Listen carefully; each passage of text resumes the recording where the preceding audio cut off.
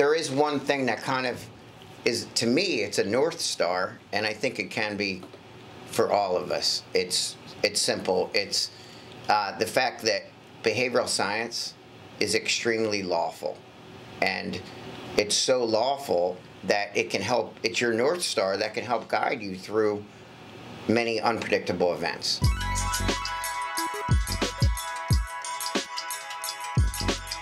What I do is the end result of what I'm shooting for, I make it extremely visual. I'll like put pictures up of the goals and make them very specific. So if I want the organization to serve a certain number of learners, like 1,000 or something, I'll have it up there. They're often changing, but I want to really, I feel that the goal has to be written down, specific and measurable, and that's just behavior science, making it that way. And the more that you can really make this stuff visual and covertly rehearse these things, the more likely you're going to come up with actions that are creative on how to meet that goal, because your eye is on it, you know?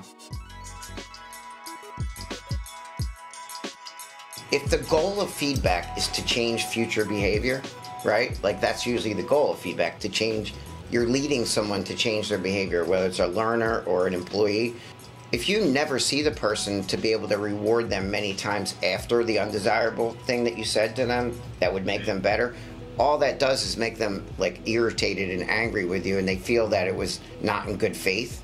So if you see someone once a year at a holiday party and they're all up in your face and they have stinky breath, you're not going to be like, yo, your breath stinks, because then the whole year all they're doing is thinking about how much of a jackass you were.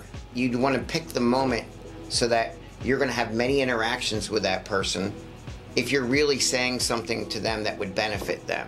So you want to make sure you have many interactions with them before and after that where you can share positive things about it. Because you all know, you get that feeling when someone is telling you something undesirable, because it's like mean-spirited and it's not to make you better. So when I sit down with people and tell them something that's pivotal that I think will, I always tell them, guys, this will make you a better leader. This will make you a better parent. And I say to them, I have no reason, and you can do this as CEO and you with your organization, like with California, I tell people, like, I have no reason to tell you something that makes both of us uncomfortable in this moment, other than to see you get better. Because the better you get, the better the organization gets. I just want to see you get better. And then you look that person in the eyes and they know you have the best interest for them. Does that make sense? Like it's the way it's delivered so that they understand you truly care about their future and it's not meant to bring them down. If I hold the tools of behavior science, right? If I'm controlling the resources of the money and the connections of people in the network to get, you know, if I'm the one that's setting up the training delivery of the person that's great at the training, then I'm accountable for your success, especially in the early stages of your career.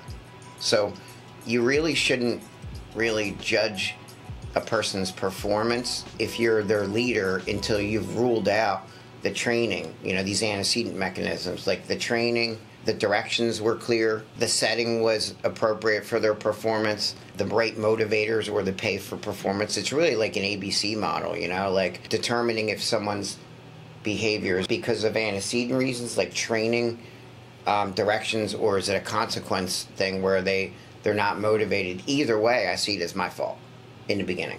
So if we all think that way as leaders, in the early stages, it's really your accountability. And if you think from a behavior analytic model, you know, we try to do errorless learning, right? And use positive methods. It's really on us to produce those desired outcomes. There's always something I could be doing different to change the antecedents and the consequences to produce desired behavior.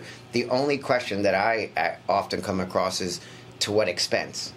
So, you know what I mean? Like there are some times that you get to the point where I'm still accountable for someone's success, but at what expense? I mean, I can't hold their hand for every single thing after I've exhausted that they understood the directions. They've already demonstrated fluency in the task. You know, they've They've already been rewarded in the past and showed they can do it. Now at this point, it's on them.